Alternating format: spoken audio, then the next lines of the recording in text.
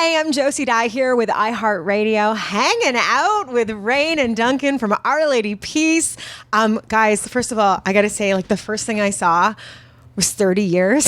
I went, no way. Like, there's no friggin' way that it has been 30 years. I know. Don't you hate when you hear that? It's like you want to celebrate, but at the same time, you're, And I'm not a big, like, looking back on things either, which is rough. So, but we're going to have to do that, at least on tonight and this tour, which I'm getting my head around now. It's like, there is something to appreciating the past and accomplishments and milestones and all those things, but it still freaks me out. Okay, so let's just talk about this new music first, because, I mean, I've heard the single, but a lot of people are saying that this album is like a completely different band. Like, this is a sound that they have never heard from you guys before. I don't know if it's never heard. I feel like it's full circle. Like, I feel like we put curbs on this album the same way we did with the first one with Naveed, in terms of how do we make a really great rock record without adding a lot of other stuff. And really that comes in like taking time with the arrangements, the melodies, the way it's recorded, so it has this really live energy. And that's what Naveed did. And then we kind of, because there was I remember saying on Naveed, it was like no keyboards, no piano. And so once you have those curbs, that you're forced to create within this box, which is sometimes interesting. And we did that. And we went to Nashville and worked with Nick Raskulinecz, which was a lot of fun. We did. And it's the first time we've been away together in a long time with no distractions from home. So it's the first time, almost 20 years, I think. So you guys created this together versus like sending things to each other? Is that? Yeah, we had songs, and we talked to a few different producers, and Nick did the Foo Fighters and the Deftones, and he was literally working with the Deftones when I was talking to him. I was like, that's one of my favorite bands. And so he's one of the last rock guys. Yeah. And so when we got in the studio in Nashville, it was incredible. He was in the room with us with earphones on and like directing and championing things, and it was just like, what is happening right now? But in an amazing way. And that's why it turned out the way it did. Yeah, in the arrangement sort of pre-pro, I've never seen someone fist bump Raine in the middle of a take. Right? And he turned to me and he do this, and he just get inspired, which inspired us. Yeah. So that obviously does add a lot to like the recording process. You don't think how much does that contribute? But I guess that would have contributed quite significantly. Yeah, I think a song's a song until you go into a studio to record it, and then it has another life. Actually, no matter how good a demo sounds, but once you get the four of us in a room and with Nick directing and the studio. I mean, the studios where Neil Young recorded Harvest, So when studios have history, there's something happens that's, it's the magic of music. And we were able to finally re-tap back into that, which is exciting. I feel like I shouldn't ask the next question because I'm sure artists don't want to be compared, because no one can compare one artist to another. But I need to just throw this out there. And I think more of this for you, Raine. Brandon Flowers and you guys have a Killers sound. The single has a vibe of the Killers, which was crazy to me. Huh.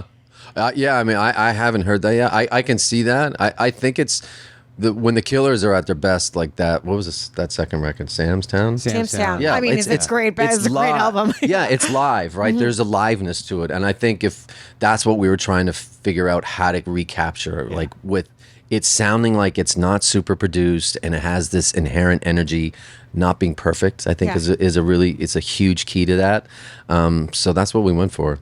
Tonight you're playing Lee's Palace. So I read somewhere that you said that you've played there with 2 or 3 people showing up in the past. Oh my God. Yeah. I mean, I literally there would be no one there. I'd play, my mom would come, so she'd be one of the 4 people in the audience. But that area, especially 30 years ago, it was a little dicey. I'd jump off stage and I'd go grab my mom and walk her out to her car in the parking lot. And the memories there are amazing. And I'm really happy that it's still there because, like we got to play CBGB's in New York before it turned into a Varvatos store. Varvatos, which is still kind of cool, but not really cool. Yeah. Not nearly as not as CBGB's. It's not the same. Yeah, he loves music, but it's still not CBGB's, right? Yeah. There's no more cockroaches in there. Of course. So I'm proud that Toronto has kept Lee's. Yeah, You know, it's like it's our CBGBs, it's our Viper Room, and the fact that we get to go play there again is pretty dope. It is. It's awesome.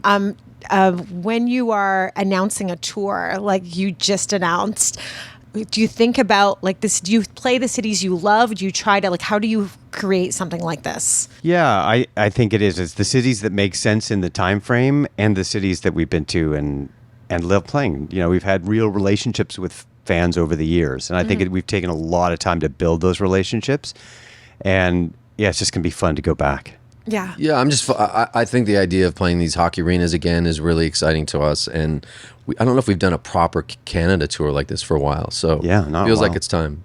Okay, so let's go. Since it has been 30 years, let's talk about some of the worst and some of the best memories. And I think I want to start with the worst because, I mean, that's what shapes the band, right? That's what creates who you are and the music that you're telling.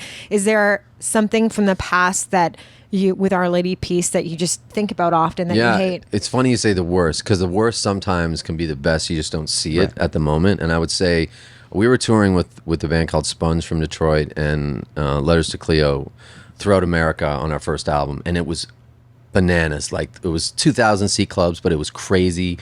The stage, it was insane, and I was like, wow, this is actually my dream. And then we got a call one day from our manager saying, hey, just so you know, Van Halen's going out this summer and they want you to join them, and you have to leave this tour like in a week. And I was like, no, like we're building like real fans. This is our future. I liked Van Halen with David Lee Roth. I saw them in Maple Leaf Gardens, but I was like, I do not want to go play with the new Van Halen and leave this. And he's like, okay. 20 minutes later, I get a call. Just so you know, the label's probably going to drop you if you don't take this tour.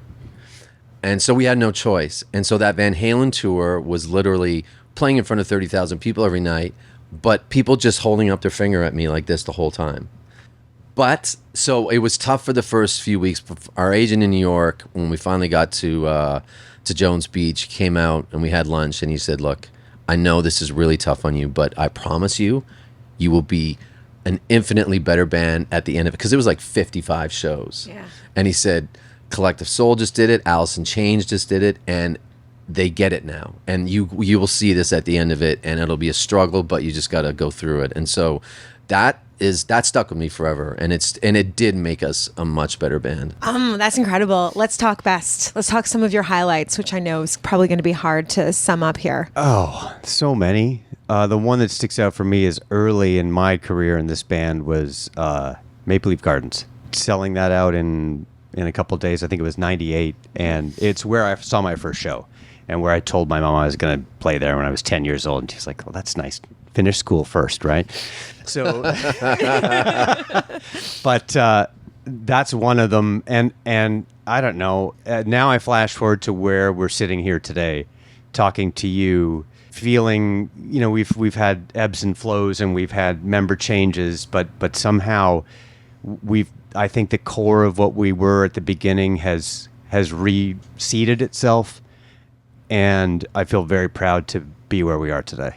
I remember that show, and I it's weird because I don't even collect ticket stubs, but I remember, and I don't think I have it now because I don't collect ticket stubs, but I remember keeping that one for a very, very long time, like having that and getting the ticket to go, which is so cool as a fan, right? Remembering back. Can I ask you about Chantal? Yeah. So you and her got together, and you're kind of like this Canadian super couple. Can you tell us how you met? At a Pearl Jam show. And you were both just there? We were making Clumsy, and I remember I was like, we're not leaving the studio. We're not even close to finishing this record. I like Pearl Jam like as much as anybody, but like we need to work. And then someone talked me out of it, probably you. I did. Yeah, he was like, we should get out of here for a minute. I love Pearl Jam. Just to, you know, we've been in here. We work in like 18-hour days. So begrudgingly, I went down, and we were sitting in like this Sony kind of section, and I walked in, and in front of me was the president of Sony at the time, a guy named Rick Camilleri, and some other people that I didn't know, and we were just, and I was kind of grumpy, and Rick turned around and said, "Hell, Raine, I'd like you to meet Chantal. She's a new artist on the label," and she turned around, and I don't think I watched the Pearl Jam concert. We kind of talked the whole time. Wow. Yeah, and then I walked her home. We walked to the Rivoli, actually, and shot pool, and then I walked to her hotel. That was it. That's amazing. That was it. I just love you guys online. I love how honest and open you are. I constantly show my husband. I'm like, look, see, they're arguing. We can, yeah, because it's nice to see all of it, right? Yeah. It took me a while to get there, but once you get past a certain point in a relationship with someone, my kind of walls came down because I'm pretty much more introverted than she is for sure. But I love the idea of, like, to me, it's all creativity. Like the way you manage a relationship, the way you write songs. I mean, we obviously write together as well and perform. That everything you do in your life, I look at it from that creative lens. And so when we made that documentary, even though it was dark and exposing a lot of things, I don't think it's brave. I just think it's part of the human journey. Mm-hmm. And I guess that's like songwriting as well, right? You throw it all out there. Bowie said it best. Like if you're not putting yourself out there and taking risks, then it's not really creativity. Mm-hmm. So I feel like that in a relationship, and they all kind of just muddle together in my mind. That's awesome, guys. Yeah. I'm so excited for this new album. So October 20th, 29th? Yes. I'm sorry. I'm so excited for this new album. It's going to be incredible. And yeah, I think that this is like a new chapter for you guys that I think everyone is really stoked about. Thank you. So awesome. Thanks, Josie. Thank you for coming. Thank you.